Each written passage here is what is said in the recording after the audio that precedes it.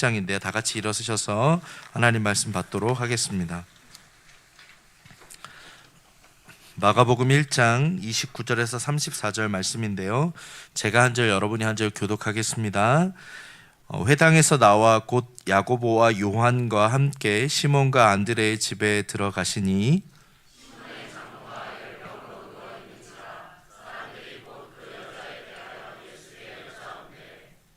나아가사 그 손을 잡아 일으키시니 열병이 떠나고 여자가 그들에게 수종드니라.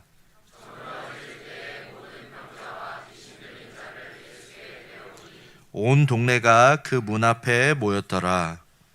그래서 각종 병이 든 많은 사람을 고치시며 많은 귀신을 내쫓으시되 귀신이 자기를 알므로 그 말하는 것을 허락하지 아니하시니라. 아멘. 하나님의 말씀입니다.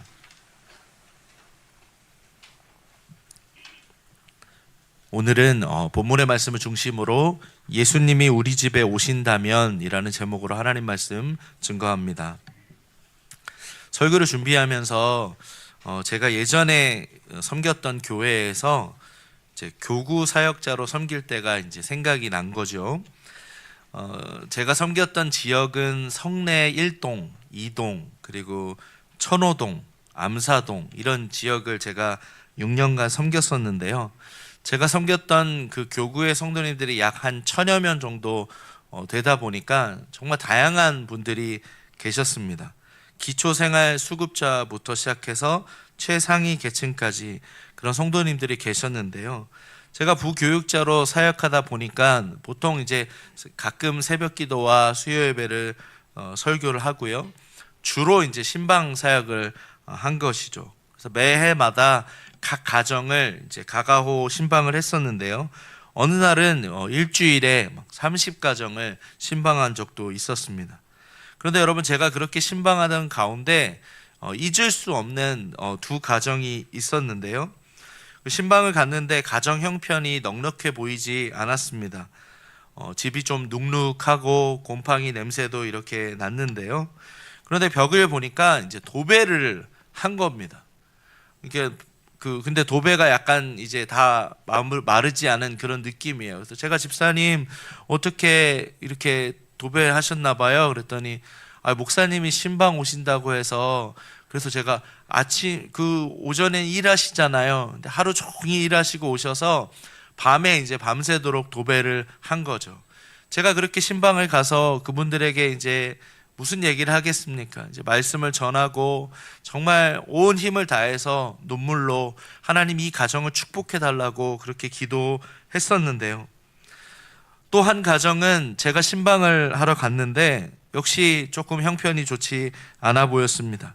추운 겨울이었는데 이제 불이 이렇게 좀 약간 뭐라고 해야 될까요? 추운 거예요. 근데 불은 킨 것 같은데 저한테 이런 얘기를 하는 겁니다. 목사님 오신다고 해서 제가 이 추운 겨울에 처음으로 보일러를 틀었습니다. 그러시더라고요.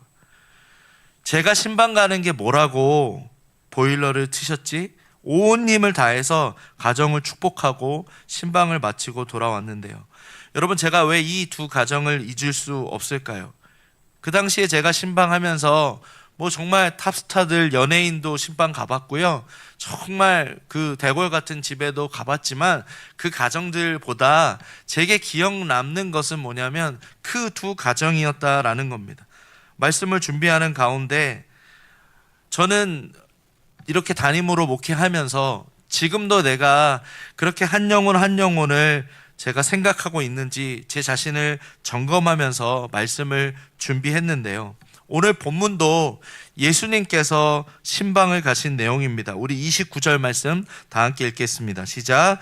회당에서 나와 곧 야고보와 요한과 함께 시몬과 안드레의 집에 들어가시니, 여기 보니까요, 예수님께서 지난주에 말씀을 본 것처럼 회당에서 귀신 들린 자를 또 귀신을 꾸짖으셔서 잠잠하게 하시지 않았습니까?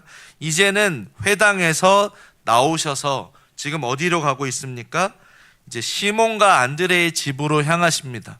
신방 대원은 누구예요? 야고보와 요한입니다. 여기서 알 수 있는 게 뭐냐면 베드로에게 뭐가 있었다는 거예요? 집이 있었다라는 거예요. 베드로 이 자가 소유자였어요. 저는요, 감사하게 이렇게 새노래교회 부임하면서 이제 교회에서 배려를 해주셔서 이제 월세로 이 광교 지역에 지금 살고 있는데요. 얼마나 감사한지 몰라요. 왜냐하면 이렇게 광교에 내가 두 다리 뻗고 보통 이제 잠만 자고 나오지만 이렇게 잘 수 있는 곳이 있다는 것이 얼마나 감사한지 모릅니다. 그런데 오늘 본문에 보니까 베드로가 결혼을 했습니까? 안 했습니까? 제가 너무 어려운 질문 드렸나 봐요. 결혼을 했습니다. 장모님이 있는 걸 보니 결혼을 했어요. 근데 고린도전서 9장 5절에 보면 사도 바울이 이렇게 말씀해요. 같이 읽어볼게요. 시작. 우리가 다른 사도들과 주의 형제들과 게바와 같이 믿음의 자매된 아내를 데리고 다닐 권리가 없겠느냐. 베드로가 결혼을 했고 아내와 함께 사역을 같이 했던 것을 바울이 이야기하고 있는 것이죠. 그렇다면 오늘 본문의 말씀을 묵상하는 가운데 그런 생각이 들었습니다. 베드로의 집에만 가신 게 아니라 예수님이 우리 집에 오신다면 이게 제 떠나지 않는 거예요, 머리를. 오늘 본문의 말씀을 통해서 그렇다면 우리가 꼭 기억해야 될 영적 원리 한 3가지를 나누고자 합니다. 첫 번째로, 문제 없는 가정은 없습니다. 같이 따라해 보겠습니다. 문제 없는 가정은 없습니다. 우리 30절 말씀 다 함께 읽겠습니다. 시작. 시몬의 장모가 열병으로 누워 있는지라. 여기 보니까 헬라어 원문을 보면 분사로 기록되어 있어요. 그래서 NIV 성경에 보면 was in bed with a fever라고 되어 있습니다. 그러니까 이게 뭐냐면 NIV 버전은 열 때문에 베드로의 장모가 침대에 누워 있었다, 이렇게 번역을 한 거죠. 근데 ESV 버전에 보면 lay ill with a fever라고 돼 있어요. 그러니까 이게 뭐냐면 잠깐 열이 오른 게 아니라 한동안 아무런 일도 못하고 열병으로 인해서 베드로의 장모가 누워있는 상태였다라는 것이죠. 그럼 여러분, 베드로의 장모가 왜 열병으로 누워 있었을까요? 말씀을 준비하는 가운데 이제 설교자적 상상력을 발휘를 해봤습니다. 생각해 보십시오. 사위 베드로가 안정된 어부의 생활을 하다가 지금 갑자기 어느 날, 장모님, 제가 사람 낚는 어부가 돼야겠습니다, 이런 거 아니겠어요? 그럼 예를 들면 여기 대기업 삼성 다니다가 합신 신학교 가겠다고 이제 사위가 이야기를 한 거죠. 그러다 보니 아마도 장모님이 화병으로 누운 게 아닌가라는 상상을 해봅니다만 성경은 그런 얘기를 하지 않기 때문에 중요한 건 베드로의 장모님이 열병으로 누워 있었다라는 거예요. 누가복음 4장 38절에 보니까 의사였던 누가가 이렇게 기록합니다. 시몬의 장모가 중한 열병을 앓고 있는지라. NIV 버전에는 high fever라고 되어 있고요. ESV 버전에는 ill with a high fever라고 되어 있어요. 그러니까 고열로 심하게 앓고 있었다라는 것이죠. 그러니까 의사다 보니까 본문을 기록할 때 의사의 식견을 가지고 중한 열병 이렇게 기록하고 있는 것이죠. 그런데 여러분, 예수님의 수제자였던 베드로의 그 가정에도 문제가 있었다라는 것 아니겠어요? 모든 것을 버려두고 예수님을 따랐다면 그 가정에 문제가 없어야 되는 거 아닙니까? 그런데 오늘 본문에 보면 이것을 우리가 기억해야 됩니다. 우리가 신앙생활 해도요, 우리의 가정에 문제가 있을 수 있습니다. 제가 그동안 정말 많은 성도님들을 신방했는데, 신방하는 가운데 다들 겉으로 보기에는 너무나 완벽해 보이고 화려합니다. 그런데 그 집에 들어가 이야기를 나누다 보면 그런 이야기를 하시는 거예요. 목사님, 저 수면제 없이는 잠을 잘 수가 없어요. 여러분, 그 집에요, 접시 하나에 1,000,000원이에요. 접시가 1,000,000원이면 뭐예요? 그 접시에 음식 담아서 먹는 거, 그것도 제대로 할 수 없어 수면제 없이는 잠을 못 자는데, 그런 문제들이 있는 가정들을 제가 보았는데요. 그렇습니다, 여러분. 부부 간에 문제가 있고요. 부모 자식 간에 문제가 있습니다. 형제 자매 간에 갈등이 있습니다. 재정에 문제가 있고요. 질병에 어려움이 있습니다. 이것이 바로 우리의 인생이다라는 것이죠. 지금 여러분의 가정에 어떤 문제가 있습니까? 그렇다면 내가 이렇게 예수를 믿는데 신앙생활 하는데 왜 우리 가정에 문제는 사라지지 않을까라는 생각이 드신다면 여러분, 문제 없는 가정은 없다라는 것이죠. 그러나 그 현장 가운데 오늘 본문의 말씀처럼 예수님이 찾아가시면 그 문제를 주님께서 해결해 주실 줄 믿습니다. 그렇다면 두 번째로 우리가 기억해야 될 영적 원리는 문제가 아니라 기도 제목이다라는 거예요. 같이 따라해 보겠습니다. 문제가 아니라 기도 제목입니다. 오늘 30절 하반절을 다 함께 읽겠습니다. 시작. 사람들이 곧 그 여자에 대하여 예수께 여짜온대. 지금 베드로의 장모의 열병에 대해서 예수님께 말씀드린 거예요. 그런데 왜 말씀드렸을까요? 고쳐달라는 거죠. 근데 여기 말씀에 우리가 놓치지 말아야 될 것은 마가가 그동안 많이 사용했던 단어가 하나 등장합니다. 그게 뭐죠? 곧이라는 단어예요. 영어 성경에 보니까 immediately, 그러니까 곧바로 예수님께 그 사실을 알린 거예요. 망설이지 않았다라는 것이죠. 언젠가 제가 분당 우리 교회를 섬기시는 이찬수 목사님 찾아뵀는데, 목사님에게 제가 저희 가정에 이런 어려움이 있고 이것도 문제고 저것도 문제고 막 이러니까 갑자기 저한테 그러시는 거예요. 정 목사야, 그건 네 문제가 아니고 기도 제목이야. 근데요, 제가 해머로 한 대 얻어맞은 것 같더라고요. 맞더라고요. 그게 문제가 아니고요, 제가 주님 앞에 올려드려야 될 기도 제목이었다라는 것이죠. 그렇습니다. 여러분, 여러분의 가정에 이것도 문제고 저것도 문제입니까? 그러나 그것은 문제가 아니라 주님께 올려드려야 될 기도 제목인 줄 믿습니다. 여러분, 이번 주에 한 성도님이 저에게 전화 오셔서 목사님 바쁘신데 제가 이런 것까지 얘기해야 될지 모르겠다고. 근데 여러분, 이런 것까지가 어디 있습니까? 다 말씀해 보시라고 제가 이야기를 드렸어요. 제가 그분이 이야기하는 걸 들어보고 이거는 기도해야 되겠다, 이거는 기도할 것까지는 아니다, 이렇지 않고요. 여러분, 이야기하는 그 모든 것이 문제가 아니라 기도 제목으로 여기고 제가 기도한다라는 것이죠. 여러분, 제가 미국에 있을 때 한 성도님이 찾아오셔서 목사님, 제가 이사를 가야 되는데, 미국은 이제 집 구하기가 쉽지가 않아요. 그래서 이사를 가야 되는데 저를 집을 구할 수 있도록 기도해 주세요 그러시더라고요. 그래서 제가 기도하겠습니다. 그리고 새벽마다 그 집 구하는 걸 놓고 기도를 했어요. 그리고 이제 얼마 정도 시간이 지나가지고 집사님 집 구하셨어요? 그랬더니 목사님 그거 누가 얘기했어요? 이런 거예요. 집사님이 얘기했잖아요. 집 구해야 된다고 기도해 달라면서요. 내가 기도해 달라고 했지. 그래서 집 구하셨어요? 안 구하셨어요? 그랬더니 구했대요. 그래서 제가 좀 약간 화가 나더라고요. 그럼 언제까지 내가 기도를 해야 되냐고. 빨리 얘기를 해주면, 응답 받았다고 얘기하면 이제 다른 기도할 텐데, 제가 왜 이 이야기를 드릴까요? 우리의 삶에 여러분의 가정에 많은 문제들이 있을 거예요. 그런데 그 문제는 문제가 아니고요, 오늘 본문의 말씀처럼 곧 예수님께 여짜왔던 것처럼, 이 사람들이 예수님께 알렸던 것처럼 주님께 올려드려야 될 기도 제목인 줄 믿습니다. 오늘날 여러분, 많은 사람들이요, 문제의식은 많습니다.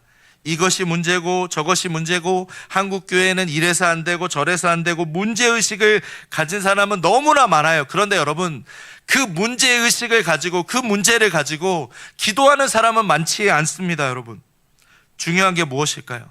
우리의 삶에 내가 이것도 해보고 저것도 해보고 다 해보다가 지푸라기라도 잡는 심정으로 주님께 나아올 수도 있겠지만, 중요한 게 뭐냐면 우리의 삶에 기도는 최후의 수단이 아니라 최초의 수단이 되어야 될 줄 믿습니다.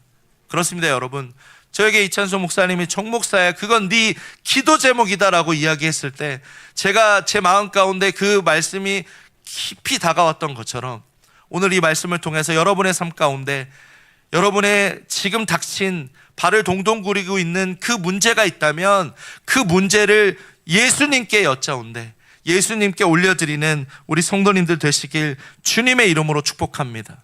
세 번째로, 예수님이 오시면 하나님의 통치가 시작됩니다. 같이 따라해 보겠습니다. 예수님이 오시면 하나님의 통치가 시작됩니다. 우리 31절 다 함께 읽겠습니다. 시작.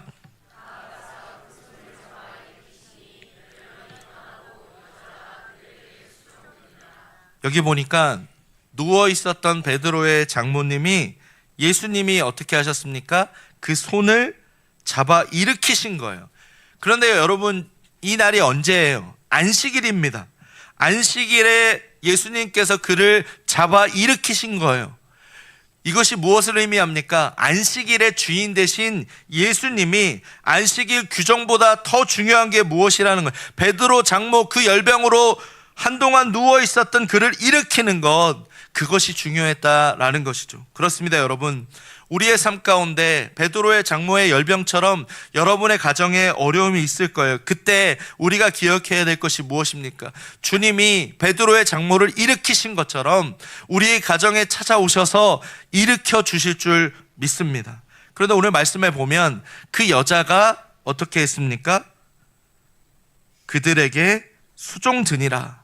베드로의 장모가 회복된 거예요. 여기 수종됐다, 들었다라는 단어가 디아코네오라는 헬라어 단어인데 영어 성경어는 to serve them이에요.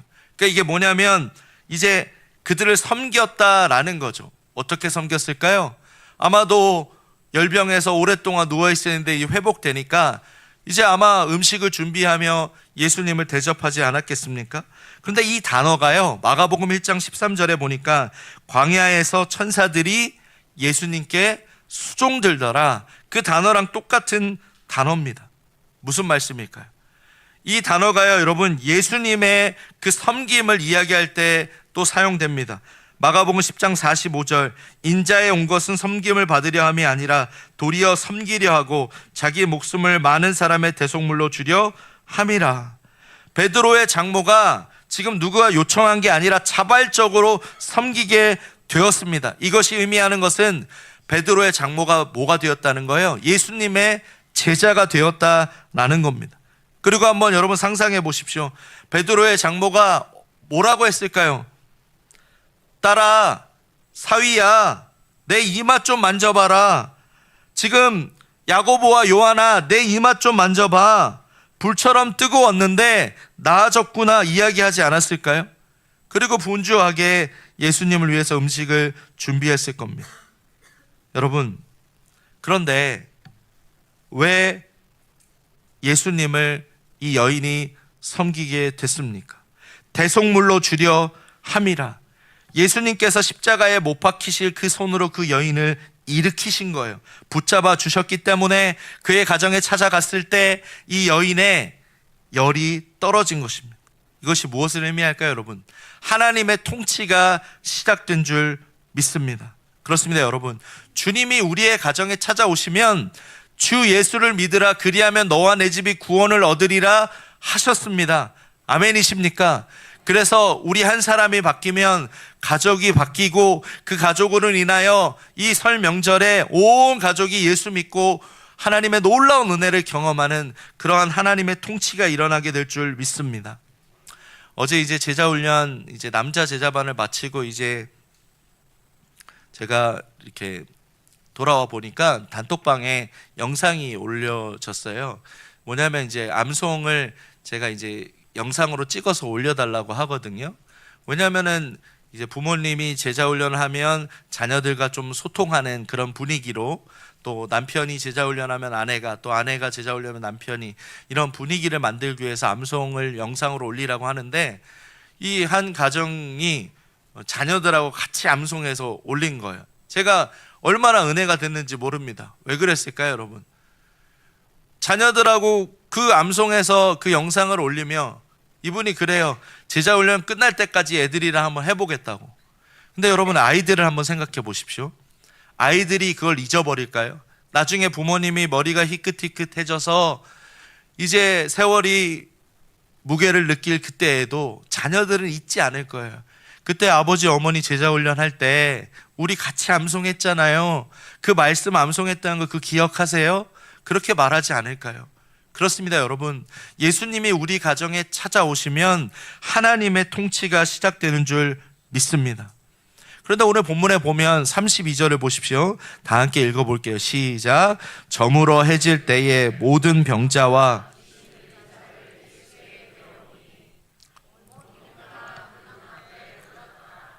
여러분 한번 상상해 보십시오. 베드로의 집 앞에 사람들이 인산인해를 이룬 거예요. 왜 그랬을까요? 오늘 말씀을 그냥 스쳐 지나갈 수 없는 게 저물어 해질 때에 그럼 안식일이 끝난 거예요. 그러니까 사람들이 이제 찾아온 거죠. 움직일 수 있으니까 찾아온 거죠. 병자와 귀신들이 찾아와서 이 베드로의 집 문 앞에 모인 겁니다. 아마도 예수님의 소문이 퍼지기도 했을 것이고 예수님 만나서 치유받았다라는 소식도 들었을 겁니다. 그런데 여러분, 오늘 본문의 말씀 34절에 보니까 예수께서 각종 병이 든 많은 사람을 고치시며 많은 귀신을 내쫓으시되 귀신이 자기를 알므로 그 말하는 것을 허락하지 아니하시니라. 귀신들이 이제 예수님이 누군지 안 거 아닙니까? 근데 그 말하는 것을 허락하지 않으신 거예요. 이렇게 하신 거죠. 왜 그랬을까요? 회당에서 귀신을 내쫓으신 예수님께서는 베드로의 집에 귀신이 머무르지 않길 원한 거죠. 또 예수님의 정체성에 대해 이 귀신들이 떠벌리길 원하지 않았던 거예요. 왜 그럴까요, 여러분? 예수님은 십자가의 죽으심으로 메시아로 드러나야 되는데 귀신의 언급으로 예수님이 드러나길 원하지 않으셨다라는 겁니다. 우리 예수님 어떤 분이시죠? 베드로의 장모의 열병을 넘어서 그 열병보다 더 깊은 우리의 죄를 십자가에서 짊어지고 죽으시고 사흘 만에 부활하신 분이신 줄 믿습니다. 그렇습니다, 여러분. 예수님이 우리 가정에 오시면 어두움은 발붙일 수 없습니다. 열병은 떠나갑니다. 귀신은 쫓겨납니다. 하나님의 통치는 시작됩니다. 아멘이십니까? 그렇습니다, 여러분. 하나님의 통치는요, 소문으로 시작된 게 아니고요, 예수님의 십자가를 통해서 궁극적으로 드러난 줄 믿습니다. 말씀을 정리합니다. 설교의 서두에서 제가 말씀드렸던 그 두 가정을 기억하십니까?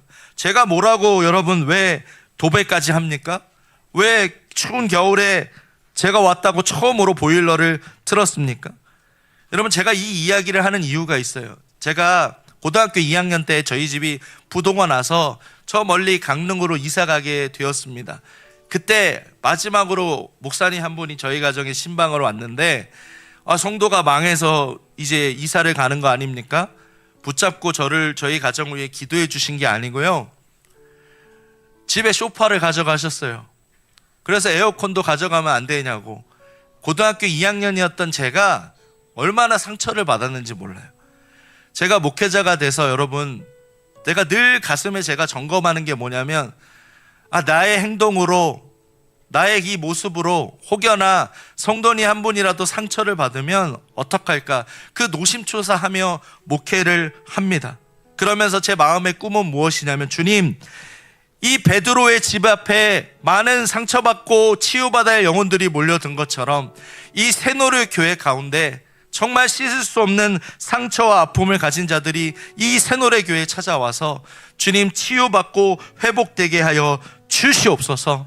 주님, 이 새노래 교회 각 가정들마다 문제를 문제로 여기지 않게 하여 주시고 그 문제를 기도 제목으로 여기고 기도할 때 하나님의 응답을 경험하게 하여 주시옵소서. 설 명절에 이제 모든 이 예배가 잠시 쉼을 갖습니다. 그런데 한 성도님이 저에게 찾아오셔서 그러시더라고요. 목사님, 저 새벽 기도 나올 거래요. 아유, 그럼요. 문을 열어놓겠습니다. 아무리 추워도 저는 담요 가지고 나와서 기도할 거래요. 그분이 왜 그런 얘기 했을까요? 그분의 삶에는 가정에 왜 문제가 없겠습니까? 이것도 기도해야 되고 저것도 기도해야 되고, 문제가 아니라 기도 제목으로 여기고 기도하려고 담요 가지고 나와서 기도하시겠다는 것 아니겠습니까? 그렇습니다, 여러분. 저는 우리 새노래 교회가 오늘 이 말씀처럼 예수님이 우리 집에 오신다면 오늘 말씀에 베드로의 장모의 열병이 떠나가고 그가 예수님을 수종들었던 것처럼 여러분의 가정 가운데 이러한 놀라운 스토리가 있길 주님의 이름으로 간절히 축복합니다. 그래서 여러분의 삶에 문제가 아니라 기도 제목이었구나라는 것을 기억하면서 여러분의 그 기도가 주님 앞에 가장 먼저 예수님께 여짜온데 이 말씀 붙잡고 이번 한 주도 승리하시는 우리 성도님들 되시길 주님의 이름으로 간절히 축복합니다.